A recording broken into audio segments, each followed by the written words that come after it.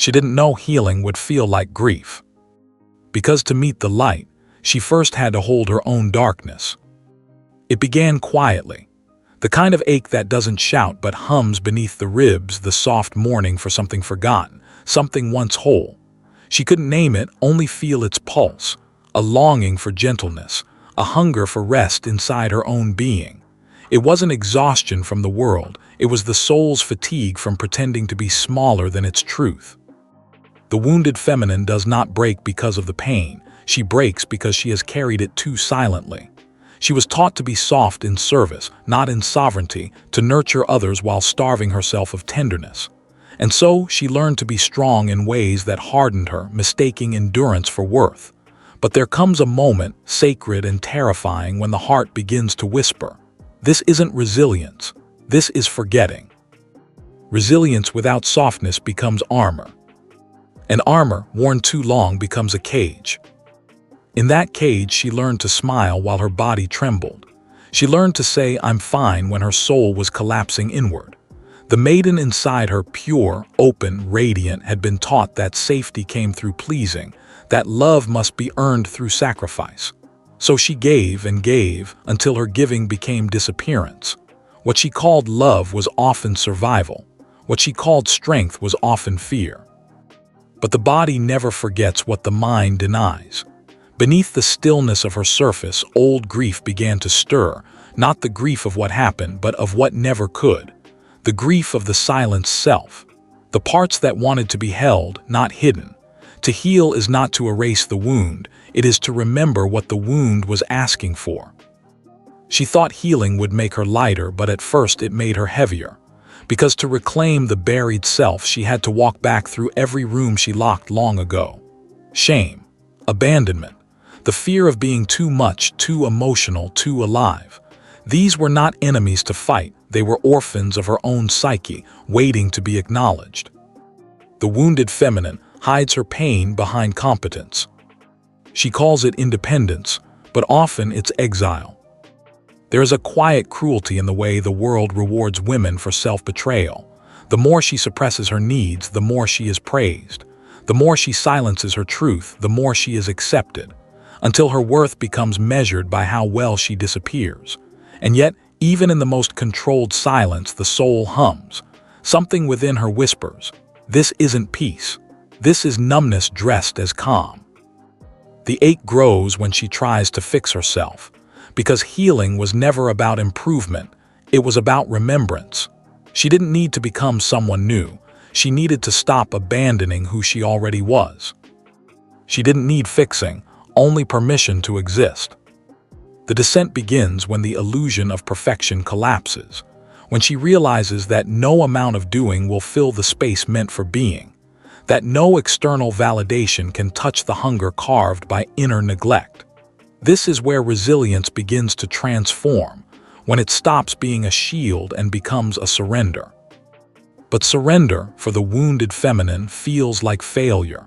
She was taught to hold everything together, her family, her relationships, her identity, even when her heart was fracturing. She doesn't yet know that breaking open is not the end of her story, it's the beginning of her truth. In Jungian language, the forgotten self becomes shadow.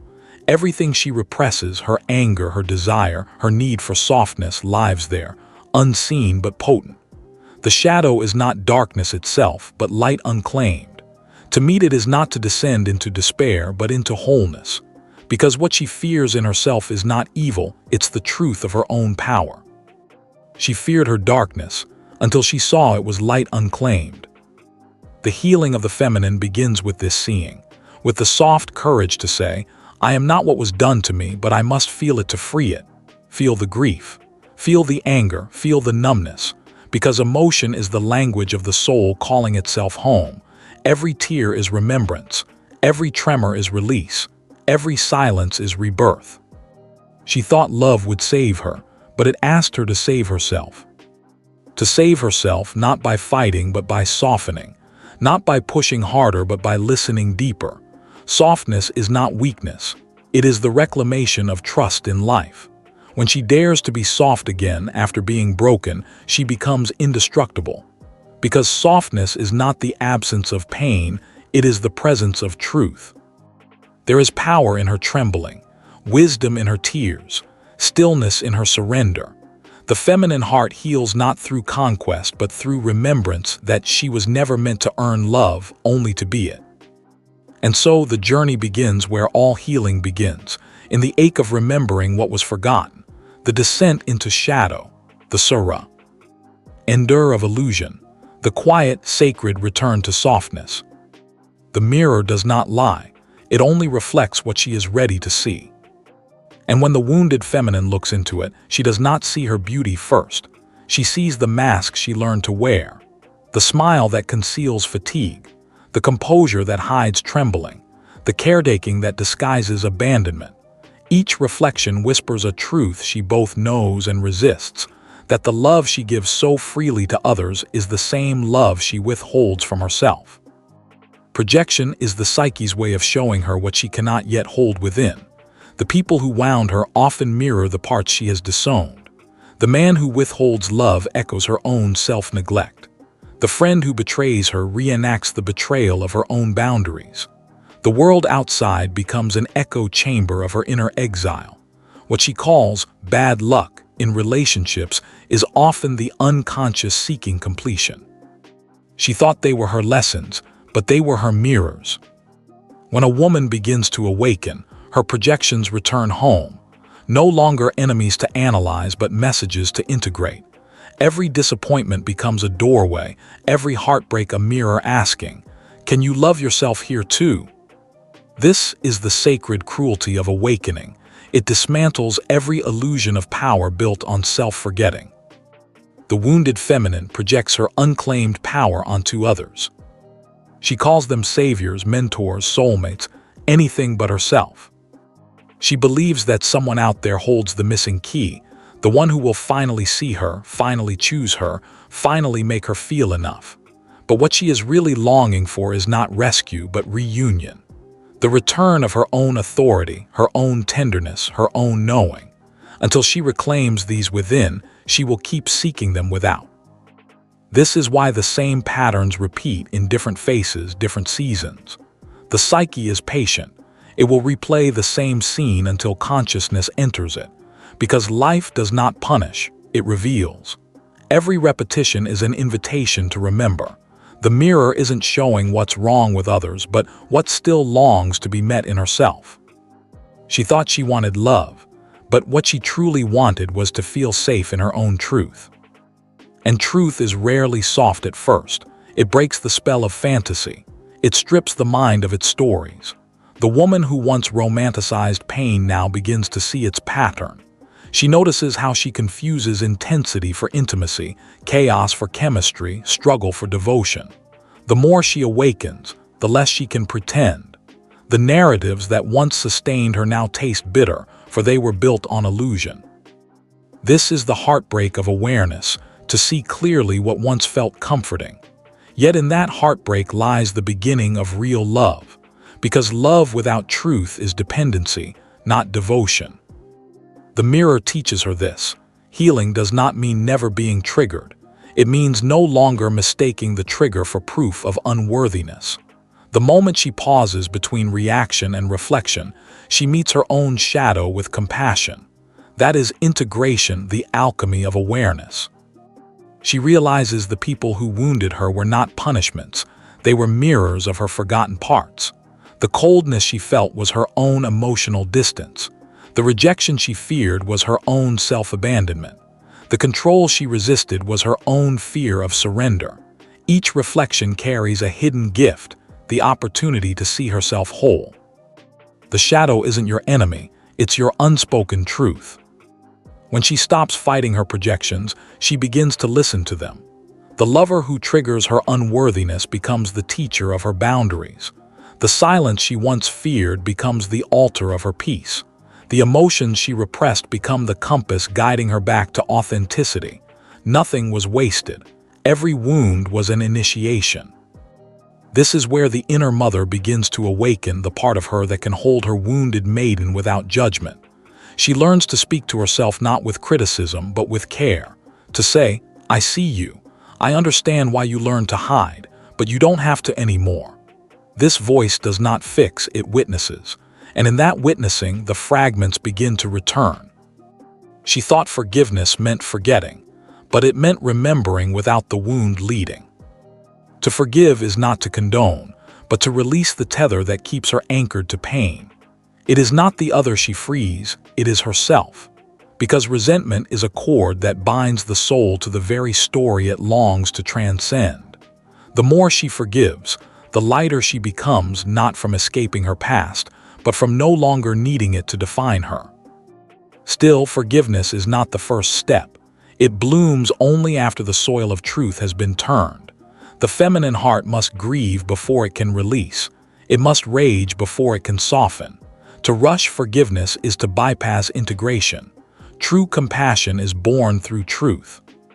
She thought awakening would feel like bliss, but it felt like breaking. Because the false self cannot coexist with truth. The illusions must fall away before the soul can breathe freely. The mirror shatters not to harm her, but to reveal what has always been there, the face beneath the mask. And when she finally sees herself without the armor, she trembles not from fear, but from recognition. The maiden who once sought approval now begins to see her worth reflected not in others' eyes, but in her own gaze. The mirror becomes no longer a judge, but a portal, a reminder that every reflection is just consciousness meeting itself again. She searched for love in others until she became it. The descent begins when silence becomes unbearable, when every distraction, every achievement, every mask can no longer drown out the quiet ache of what has been avoided. The wounded feminine reaches a threshold, not through failure but through exhaustion. The outer world no longer sustains the illusion. The noise fades, and what remains is the whisper she has long feared: come home. To descend is not to fall, it is to return. But return requires honesty, and honesty is not kind at first. It strips her of the comforting half-truths she built her life upon. It asks her to feel what she once numbed: the loneliness beneath her independence, the longing beneath her pride, the grief beneath her control. She begins to understand that the shadow was never hiding from her. It was hiding for her until she was ready to hold its truth. She thought strength was in holding it together, but real strength was in falling apart with grace. The descent is sacred precisely because it dismantles everything false. Here, in the underworld of the psyche, she meets her own ghost, the mother who couldn't love her fully, the father who couldn't stay, the child who learned to be small to be safe. They do not appear as memories but as sensations: a tightening in the chest, a hollow in the belly, a tear that arrives without story. The body remembers the pain the mind denied, and when she listens, the body begins to speak. The shadow speaks not in words but in repetition, in the patterns she cannot seem to break. The relationships that end the same way, the familiar ache of rejection, the self-sabotage that visits right before joy. These are not coincidences, they are echoes of the unconscious, calling for integration. Each cycle repeats until she chooses to see the meaning beneath it, because the soul will not rest until the lesson is lived through love. She thought the darkness was punishment, but it was preparation. The descent strips her of her illusions of control.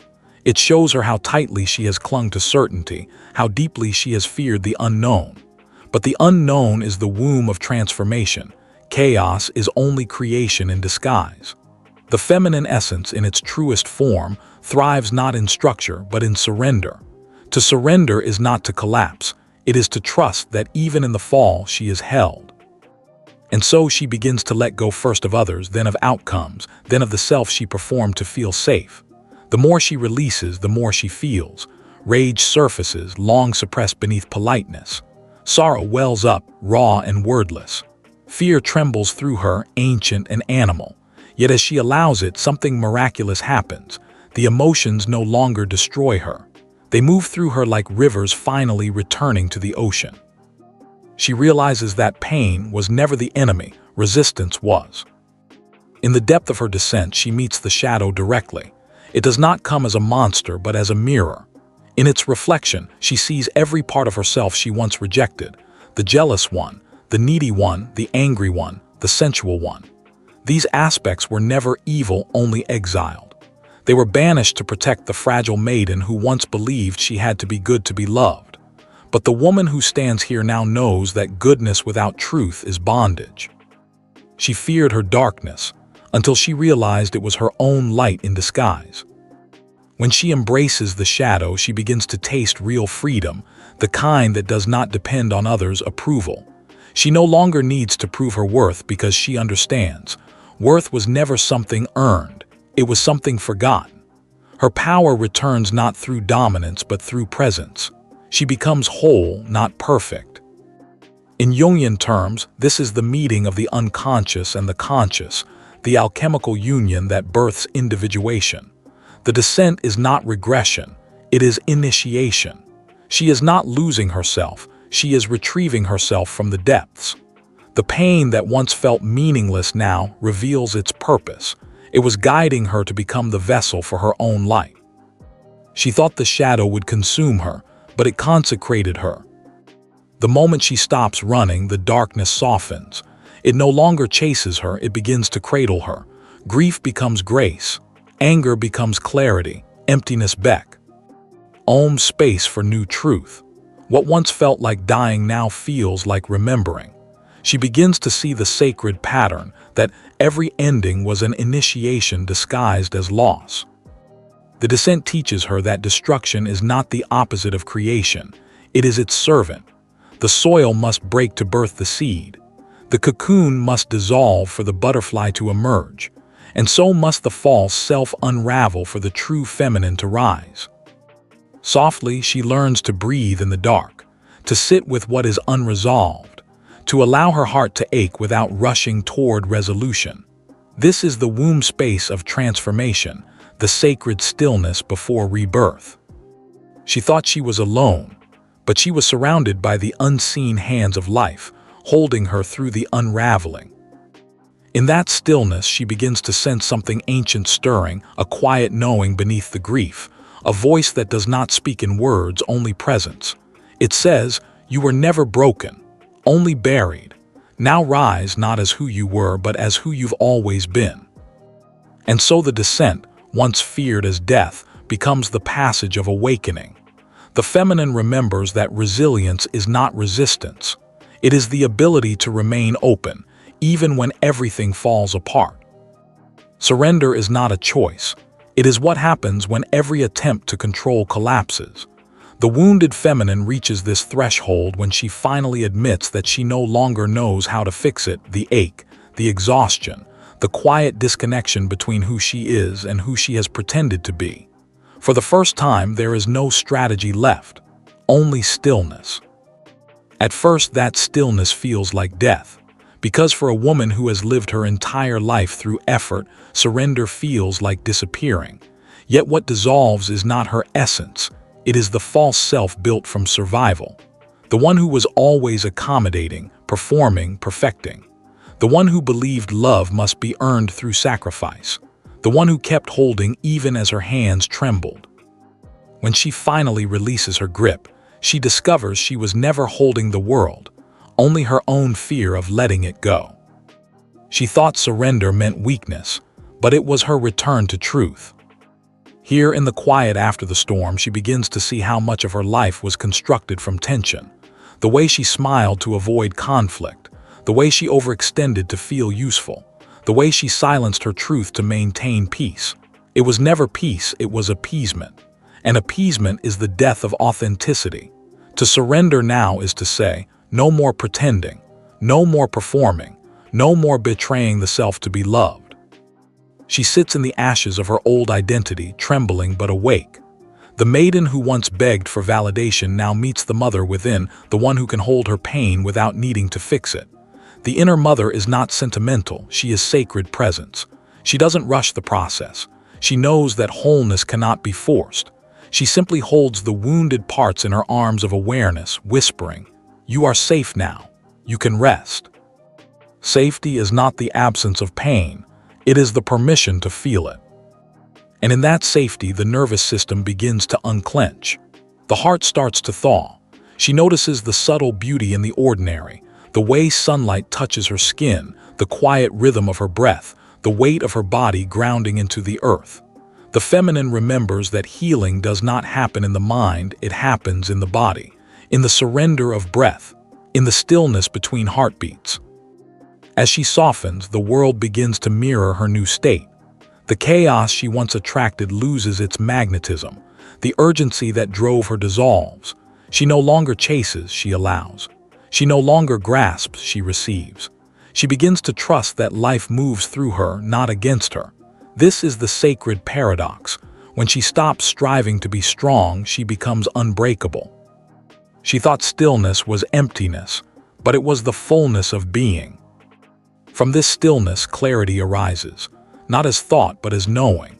The kind of knowing that needs no justification, no proof. The feminine intuition, once silenced by logic and doubt, awakens as her truest compass. She realizes that intuition was never lost. It was drowned out by the noise of fear. And now, in the quiet, she can hear it again. The voice is soft but absolute. It does not command, it invites. It says, "Move slower, feel deeper, speak truth even if your voice shakes." This is not guidance from above. It is remembrance from within. The woman who surrenders to this voice becomes aligned with the natural order of life, cyclical, fluid, and wise. The shadow she once feared now stands beside her as an ally. Together they form a whole, darkness and light, grief and grace, wound and wisdom. She begins to see that every emotion carries a message, every pain a purpose. Anger reveals where her boundaries were crossed. Sadness reveals where love was lost. Fear reveals where trust longs to grow. Nothing is wasted, nothing is wrong.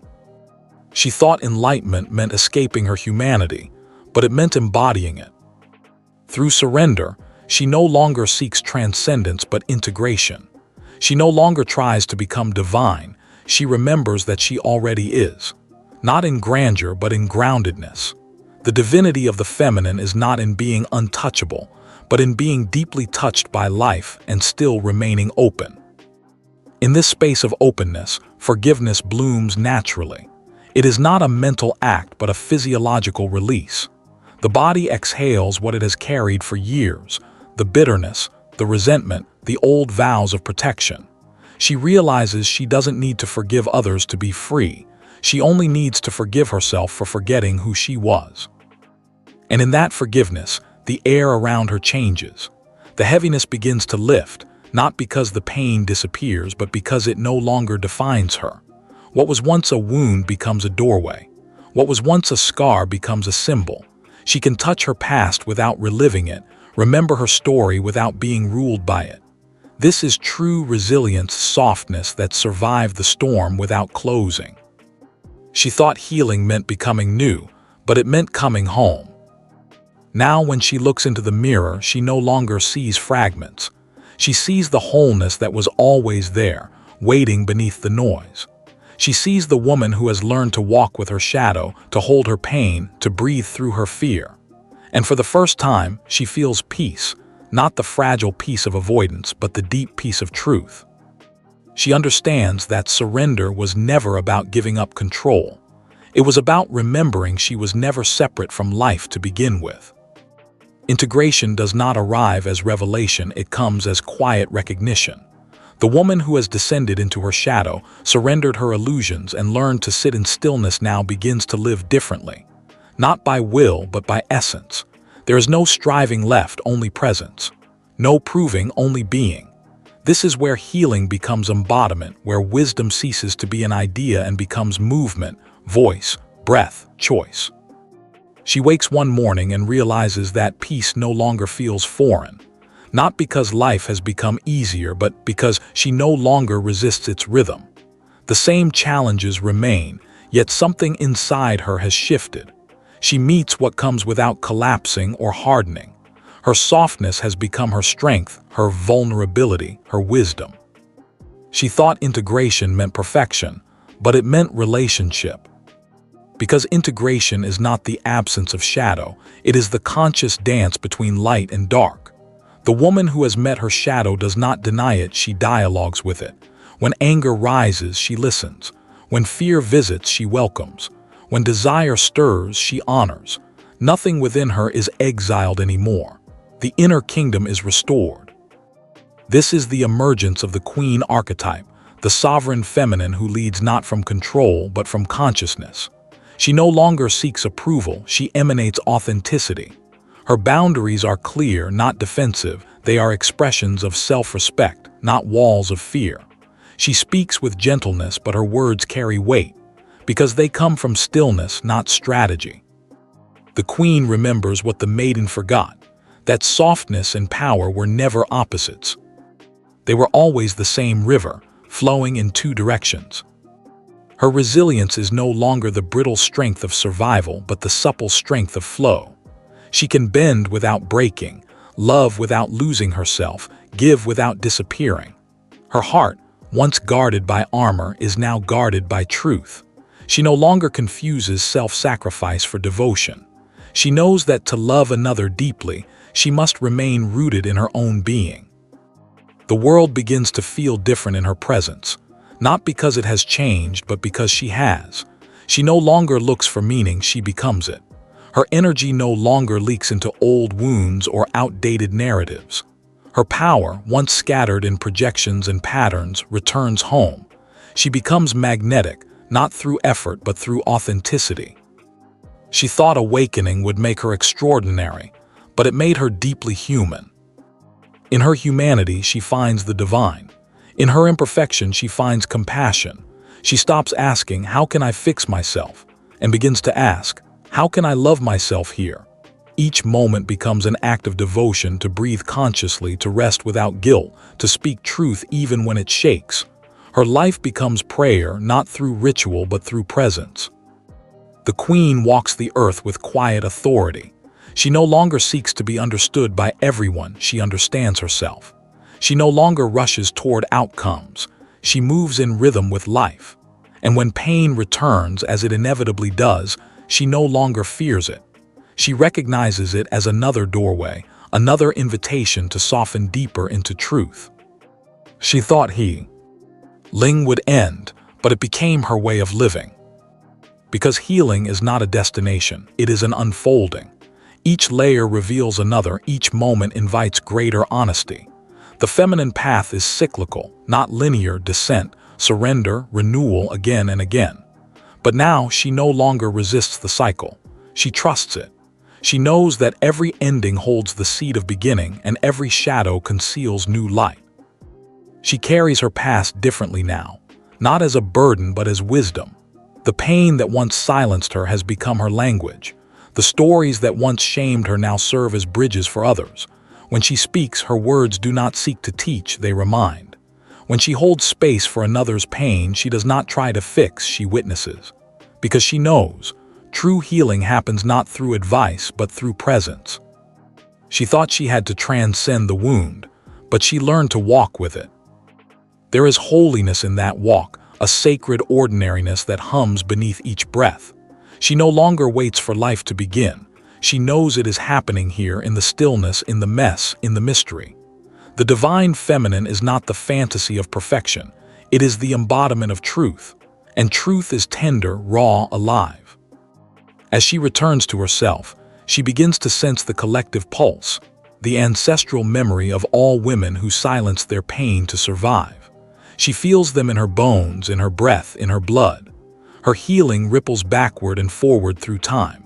Every boundary she honors, every truth she speaks, every tear she allows becomes a prayer for all who came before and all who will come after. She thought she was healing alone, but she was healing the lineage. This is the quiet victory of integration, not the triumph of ego, but the peace of remembrance. The feminine has come full circle, from wounded maiden to inner mother to sovereign queen. Each aspect lives within her, not as roles, but as rhythms of being. She can nurture, create, lead, and rest, all without leaving herself. She no longer seeks the light, she emanates it, not because the darkness disappeared, but because she made peace with it. And so she stands soft, sovereign, whole, the woman who no longer runs from herself, The woman who remembers that resilience was never about becoming unbreakable, but about loving herself through the breaking. She met the part of herself she once rejected and called it home. She didn't heal by changing, she healed by remembering. She was never broken, only unfolding.